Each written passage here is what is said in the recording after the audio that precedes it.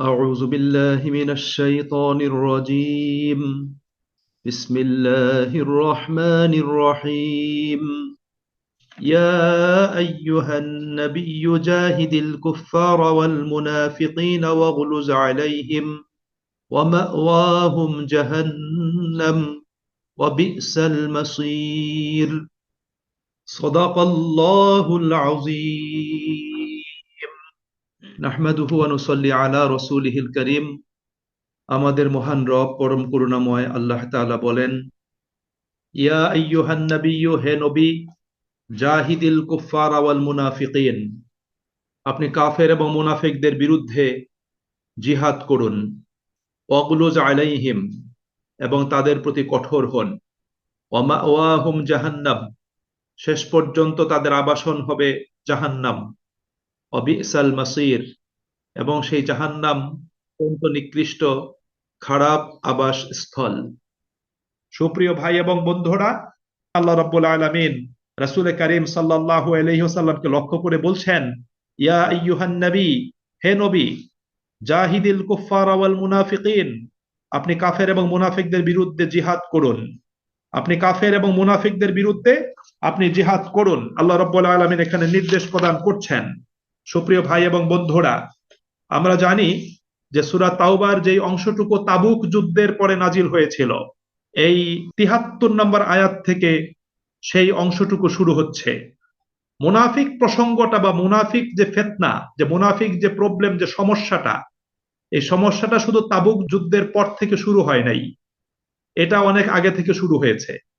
অর্থাৎ মাক্কি জীবনের পরে মাদানী জীবনের শুরু থেকে কিন্তু মুনাফিক প্রবলেমটা মুসলিম সমাজে দেখা দিয়েছে। কিন্তু এতদিন মুনাফিকদের বিরুদ্ধে একরকম নীতি অবলম্বন করা হয়েছিল, অর্থাৎ তাদের প্রতি অনেকটা উপেক্ষার নীতি, নমনীয়তার নীতি, এটা তাদের প্রতি অবলম্বন করা হয়েছিল। এবং সেই নমনীয়তা উপেক্ষার নীতি অবলম্বন করার পিছনে প্রধান দুইটা কারণ ছিল। একটা কারণ ছিল যে তখন পর্যন্ত মুসলিম কমিউনিটি খুব একটা শক্তিশালী, স্ট্রং হয়নি। মুসলিম কমিউনিটির মাঝখানে দুর্বলতা ছিল। শক্তভাবে ইসলামকে সমাজ জীবনে সুপ্রতিষ্ঠিত তখন পর্যন্ত করা সম্ভব হয়নি। এবং এই প্রাথমিক পর্যায়ে ফ্রন্ট খোলা, এটা তখন ইসলামের জন্য, মুসলিমদের জন্য ঝুঁকিপূর্ণ ছিল। এই জন্য আল্লাহ রাব্বুল আলামিন রাসূল কারীম সাল্লাল্লাহু আলাইহি ওয়াসাল্লামকে এবং ব্যক্তিগতভাবে নবী করিম সাল্লাল্লাহু আলাইহি ওয়াসাল্লাম আভ্যন্তরীণ শত্রু মুনাফিকদেরকে কিছুটা উপেক্ষা করছিলেন, তাদের কার্যকলাপকে একটু নমনীয়তার সাথে সেটাকে তিনি রেখেছিলেন, যে ঠিক আছে, আভ্যন্তরীণ বিষয়টা পরে দেখা যাবে, আগে বহির শত্রুর হাত থেকে ইসলামটাকে রক্ষা করা হোক, ইসলামী সমাজ ব্যবস্থাকে নিরাপদ করা হোক, মুসলিমদেরকে নিরাপদ করা হোক। এই বিষয়টার দিকে প্রথমে খেয়াল করেছিলেন রাসূল কারীম সাল্লাল্লাহু আলাইহি ওয়াসাল্লাম। তাহলে বাইরের শত্রুদের বিরুদ্ধে লড়াই করার সাথে সাথে ভেতরের শত্রুদের সাথেও লড়াই শুরু হয়ে যাক, এটা আল্লাহ রাসূল প্রথমত চান নাই। এজন্য প্রাথমিক দিকে মুনাফিকদের প্রতি উপেক্ষার নীতি অবলম্বন করা হয়েছিল। আর দ্বিতীয় কারণ ছিল, যেহেতু মুনাফিকরা অনেকেই সন্দেহ সংশয়ের মাঝখানে ডুবে ছিল, ঈমান এবং প্রত্যয় লাভ করার জন্য তাদেরকে একটু সুযোগ প্রদান করা হয়েছিল, যাতে তারা মুমিনদেরকে, মুসলিমদেরকে, আল্লাহ রাসূলকে, ইসলামকে আরো একটু বুঝতে পারে, একটু যাতে চিন্তা ভাবনা করতে পারে, এই জন্য তাদেরকে একটু সুযোগ প্রদান করা হয়েছিল।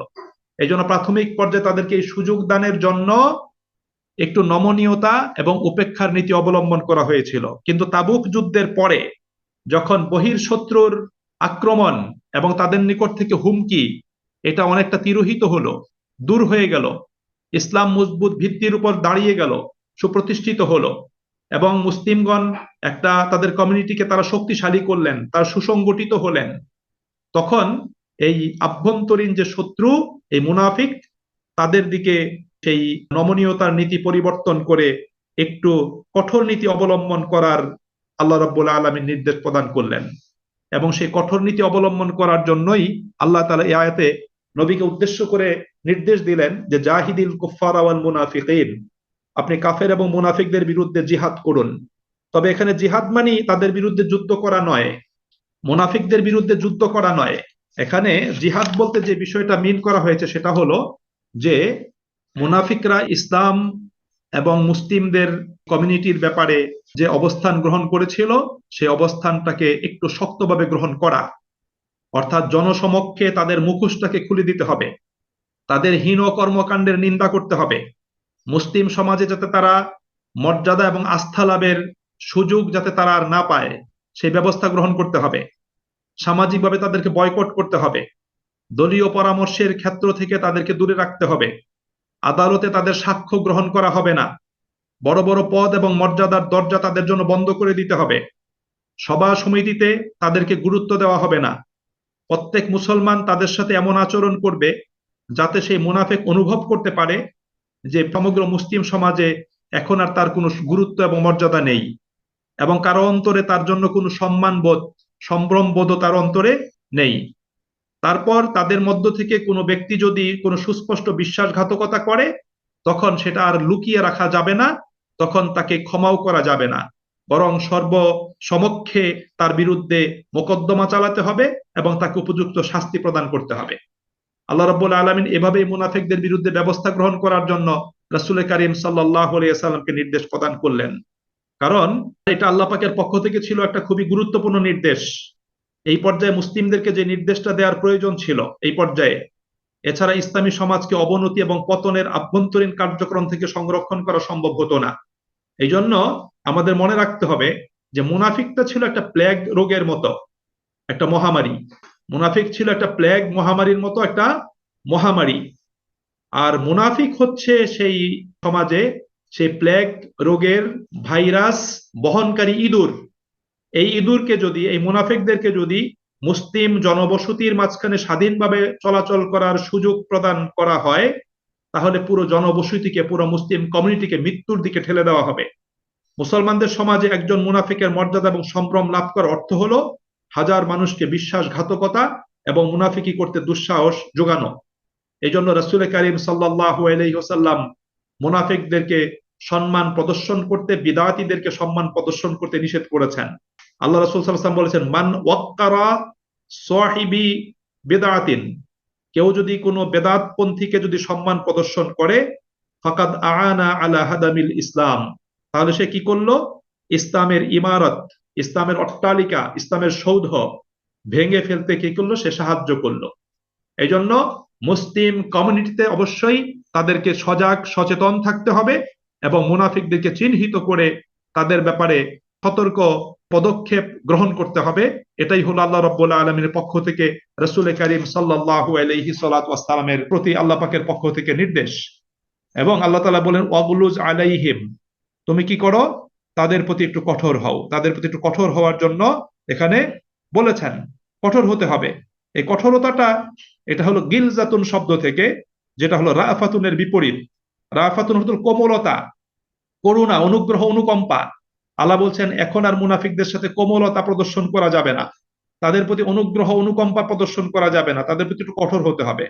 এবং সেই কঠোরতার ধরন প্রকৃতিগুলো আমি উপস্থাপন করছি যে কিভাবে কঠোর হবে একজন মুমিন ব্যক্তি, তাকে মুনাফিকদের ব্যাপারে কঠোর হতে হবে। রাসূল করিম সাল্লাল্লাহু আলাইহি ওয়াসাল্লাম প্রকাশ্য ঘোষণা দিয়ে মুনাফিকদেরকে সমাজ থেকে বের করে দেন নাই। এটা ছিল রাসূলের একটা কৌশল এবং এটা ছিল একটা প্রশাসনিক, সামাজিক ভাবে এটা প্রয়োজন ছিল। কারণ মুনাফিকরা মুসলিম দেশেই তারা সমাজ জীবন অবস্থান করত, তাদেরকে বাহ্যিকভাবে মুসলিম মনে করা হতো, তারা বাহ্যিকভাবে নিজেদেরকে মুসলিম দাবিও করত। কিন্তু এই মুহূর্তে যদি তাদেরকে সমাজ থেকে বের করে দেওয়া হয় তাহলে আভ্যন্তরীণ বিশৃঙ্খলা দেখা দিবে। এই জন্য এটা করেন নাই রাসূল করিম সাল্লাল্লাহু আলাইহি ওয়াসাল্লাম। এই জন্য আল্লাহ রাব্বুল আলামিন কোরআনুল কারীমে যেমনি ভাবে মুনাফিকদের বৈশিষ্ট্যগুলো আল্লাহ পাক তুলে ধরেছেন, একইভাবে রাসূল করিম সাল্লাল্লাহু আলাইহি ওয়াসাল্লাম মুনাফিকদের বৈশিষ্ট্যগুলো আলোচনা করে মুসলিমদেরকে সতর্ক করেছেন। যেমন আল্লাহ রাসূল সাল্লাল্লাহু আলাইহি ওয়াসাল্লাম বলছেন, আয়াতুল মুনাফিকি সালাসা, মুনাফিকদের বৈশিষ্ট্য হলো তিনটি। ইজা হাদ্দাসা কাযাবা, যখন সে কথা বলে মিথ্যা কথা বলে। ওয়াইজা ওয়াদা আখলাফা, যখন সে ওয়াদা প্রতিশ্রুতি দেয় ওয়াদা প্রতিশ্রুতি ভঙ্গ করে। ওয়াইজা তুমিনা খানা, এবং যখন তার কাছে কোনো আমানত রাখা হয় তখন সে আমানতের খেয়ানত করে। অন্য আরেকটা হাদিসে আল্লাহ রাসূল সাল্লাল্লাহু আলাইহি ওয়াসাল্লাম এই তিনটার সাথে চতুর্থ আরেকটা বৈশিষ্ট্যের কথা বলেছেন, সেটা হলো সে যখন কারোর সাথে তর্ক করে, সে যখন কারোর সাথে কথা বলে, কারোর সাথে ঝগড়া করে, তখন সে অশ্লীল বেফাস কথা বলে। এটা উল্লেখ করেছেন রাসূল করিম সাল্লাল্লাহু আলাইহি ওয়াসাল্লাম। এবং আল্লাহ রাব্বুল আলামিন কোরআনুল কারীমে মুনাফিকদের প্রসঙ্গে একটা পৃথক সূরা নাজিল করেছেন। কোরআনুল কারীমের 63 নম্বর সূরা, সূরা আল মুনাফিকুন। এই সূরা মুনাফিকুনের মধ্যে আল্লাহ তাআলা পুরো সূরাটাতে মুনাফিকদের কথা আলোচনা করেছেন, যে মুনাফিকরা কত দুষ্ট প্রকৃতির ছিল। সূরার 7 এবং 8 নম্বর আয়াতে আল্লাহ পাক কিছুটা উল্লেখ করেছেন। আল্লাহ বলেছে যে মুনাফিকরা বলতো, ইয়াকুলুনা লা তুনফিকু আলা মান ইনদা রাসূলিল্লাহ, রাসূলের সাথে যারা আছে তোমরা তাদের জন্য খরচ করো না। তাহলে কি হবে? হাত্তা ইয়ানফাদ্দু, তাহলে এই লোকগুলো রাসূলকে ছেড়ে চলে যাবে, এই কথা তারা বলেছে। এরপর তারা বলেছে, লাইর রাজানা ইলাল মাদিনাতি, আমরা যদি মদিনাতে ফিরে যাই, লাইয়ুখরিজান্নাল আযযু মিনহাল আযাল, তাহলে সম্মানিতরা নিচুদেরকে মদিনা থেকে বের করে দিবে। এখানে সম্মানিত বলতে আব্দুল্লাহ ইবনে উবাই এবং তার অনুচরদেরকে তারা নিজেরা সম্মানিত হিসেবে দাবি করেছিল, রাসূলকে এবং সাহাবীদেরকে তারা নিচু শ্রেণী হিসেবে তারা বলেছিল। আল্লাহ রাব্বুল আলামিন সেই বিষয়গুলো প্রকাশ করেছেন। তাবুক থেকে প্রত্যাবর্তনের সময় নবী করিম সাল্লাল্লাহু আলাইহি সাল্লামকে তারা সেই পাহাড়ি গিরিপথে পাহাড়ের উপর থেকে পাথর নিক্ষেপ করে তাকে হত্যা করার পরিকল্পনা করেছিল। এগুলো হল মুনাফিকদের দুরুবিসন্ধি এবং মুনাফিকদের হীন ষড়যন্ত্র। আল্লাহ রাব্বুল আলামিন বিষয়গুলো টাইম টু টাইম রাসূল করিম সাল্লাল্লাহু আলাইহি সাল্লামকে জানিয়ে দিয়েছেন। এজন্য সুপ্রিয় ভাই এবং বন্ধুরা, এটা হলো আমাদের জন্য খুব গুরুত্বপূর্ণ আল্লাহ পাকের পক্ষ থেকে মেসেজ। আল্লাহ তাআলা এখানে নির্দেশ প্রদান করেছেন, হে নবী, তুমি কাফের এবং মুনাফিকদের বিরুদ্ধে জিহাদ করো, অর্থাৎ তাদের বিরুদ্ধে সামাজিক সামগ্রিক ভাবে যে সমস্ত পদক্ষেপগুলো গ্রহণ করা দরকার, নেয়া দরকার, তুমি সেগুলোকে সঠিকভাবে, সেগুলোকে পরিকল্পিত পদ্ধতিতে সেই পদক্ষেপগুলো গ্রহণ করো। এটা আল্লাহ পাকের পক্ষ থেকে নির্দেশ। এবং আমরা বলেছি প্রাথমিকভাবে তাদের জন্য যে পদক্ষেপগুলি গ্রহণ করা দরকার সেগুলি গ্রহণ করবে। এরপরে তাদের বিরোধিতা, তাদের শত্রুতা, তাদের হীন আচরণ এটা যদি সুস্পষ্ট হয়, তারা যদি প্রকাশ্যে ইসলামের ক্ষতি সাধনে লিপ্ত হয়, মুসলিমদের ক্ষতি সাধনে লিপ্ত হয়, তারা যদি ইসলামের বা মুসলিমদের দুশ্মনদের সাথে যদি আঁতাত করে সম্পর্ক তৈরি হয়ে যদি প্রমাণিত হয়, তখন তাদের বিরুদ্ধে, বাস্তবেই তাদের বিরুদ্ধে শাস্তিমূলক ব্যবস্থা গ্রহণ করার জন্য, তাদেরকে দমন করার জন্য সর্বশক্তি নিয়োজিত করতে হবে। এটাই হলো শরীয়তের বিধান। আল্লাহ বলছেন, ওয়ামা ওয়াহুম জাহান্নাম, এই মুনাফিকদের ঠিকানা হলো জাহান্নাম। জাহান্নাম হবে মুনাফিকদের ঠিকানা। সূরা নিসাতে আল্লাহ তাআলা বলেছেন, ইন্নাল মুনাফিকিনা ফিদ দারকিল আসফালি মিনান নার, নিশ্চয়ই মুনাফিকরা জাহান্নামের সবচেয়ে নিম্ন দেশে, তলদেশে তাদেরকে নিক্ষেপ করা হবে, সেখানে তারা অবস্থান করবে। এটা আল্লাহ সুবহানাহু ওয়া তাআলার বর্ণনা। তারা সবচেয়ে নিম্ন দেশে, সবচেয়ে তলদেশে তারা সেখানে অবস্থান করবে, এটা আল্লাহ সুবহানাহু ওয়া তাআলা তিনি আমাদেরকে জানিয়ে দিয়েছেন। সূরা নিসার 145 নম্বর আয়াত আল্লাহ বলছেন, ওয়ালাং তাজিদা লাহুম নাসীরা, এবং তুমি মুনাফিকদের জন্য কোনো সাহায্যকারী খুঁজে পাবে না। আর এখানে আল্লাহ তাআলা বলেছেন, ওমা ওয়াহুম জাহান্নাম, তাদের ঠিকানা হলো জাহান্নাম, ওয়া বিসাল মাসীর, এবং ঠিকানা হিসাবে, প্রত্যাবর্তন স্থল হিসাবে জাহান্নাম খুবই নিকৃষ্ট একটি জায়গা।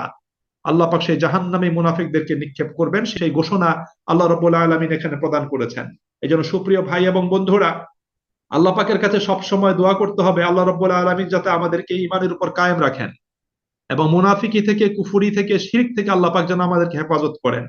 সমাজ জীবনে রাসূলের যুগে যেমন মুনাফিকদের উপস্থিতি, তাদের অবস্থান ছিল, তাদের হীন আচরণ, তাদের ষড়যন্ত্র অব্যাহত ছিল, বর্তমান সময়েও আমাদের সমাজ জীবনে মুনাফিকদের সংখ্যা কিন্তু কম নয়। মুনাফিক সর্বত্র চতুর্দিকে ছড়িয়ে ছিটিয়ে আছে। আমরা অনেক সময় অনেকের নিকট থেকে মুনাফিকি আচরণ আমরা খেয়াল করি, মুনাফিকি বক্তব্য খেয়াল করি, মুনাফিকি বিবৃতি খেয়াল করি, মুনাফিকি লেখনী আমরা খেয়াল করি। এরা ইসলামের শত্রু, ইসলামের দুশমন। তারা শয়নে, স্বপনে, জাগরণে ইসলামের ক্ষতি করার জন্য অপতৎপরতায় লিপ্ত আছে। এই জন্য মুমিনদেরকে সর্বদা সতর্ক থাকতে হবে, কারণ মুনাফিকরা হলো ঘরের শত্রু। ঘরের শত্রু কিন্তু খুব মারাত্মক। আপনি বহির শত্রু, সুস্পষ্ট দুশ্মন যারা, সে সুস্পষ্ট দুশ্মনদের ব্যাপারে আপনি সতর্কতা অবলম্বন করতে পারেন, কিন্তু আপনার ঘরের ভিতরে যদি শত্রু থাকে, তাহলে আপনি কিন্তু অনেক ক্ষেত্রেই আপনি বিপদের ভিতর অবস্থান করবেন। এজন্য এরা হলো ঘরের ইঁদুর, যারা ঘরের ভিতরে অবস্থান করে আপনার ঘরের আসবাবপত্রগুলোকে কেটে ফেলে, ঘরগুলোকে নষ্ট করে ফেলে। সুতরাং এদের ব্যাপারে সতর্কতা অবলম্বন করতে হবে। আল্লাহ রাব্বুল আলামিন এজন্যই কোরআনুল কারীমে কাফেরদের চাইতে মুনাফিকদের আলোচনাটা আল্লাহ রাব্বুল আলামিন বেশি করছেন। আল্লাহ তাআলা বলছেন যে মুনাফিকদের অবস্থানটা হলো, মুনাফিকরা মুমিনদের কাছে এসে বলে, আমান্না, আমরা ঈমান এনেছি।